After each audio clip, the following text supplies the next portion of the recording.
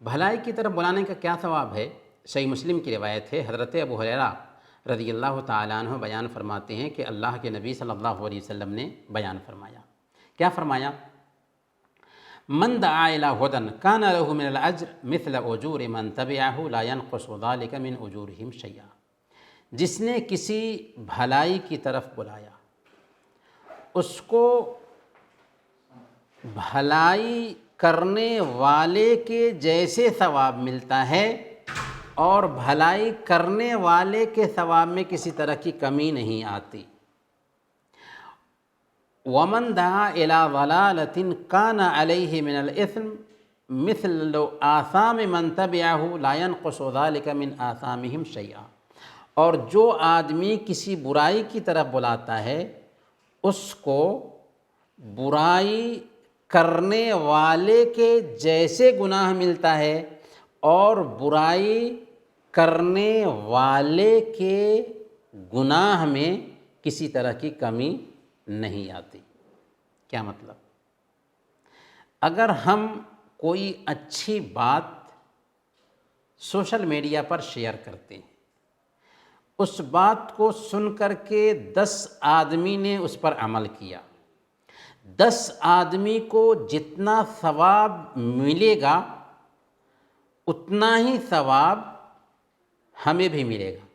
البتہ ہر آدمی کو اپنے اپنے عمل کا ثواب ملے گا، اور ہمیں 10 آدمی کے عمل کے برابر ثواب ملے گا۔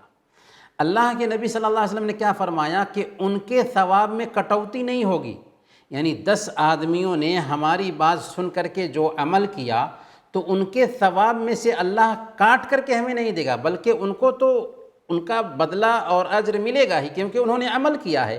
لیکن چونکہ میں نے وہ بات شیئر کی تھی اس لیے، یا میں نے وہ بات کہی تھی اس لیے، ہمیں بھی 10 آدمی کے عمل کے برابر ثواب ملے گا۔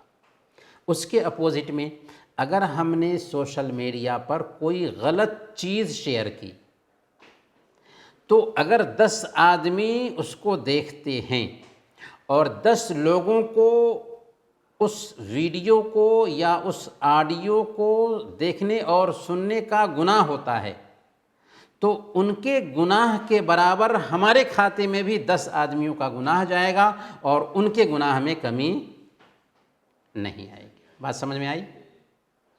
تو اس سے پتہ یہ چلتا ہے کہ دین پر عمل کرنے اور دین کی طرف دعوت دینے دونوں میں بہت فرق ہے۔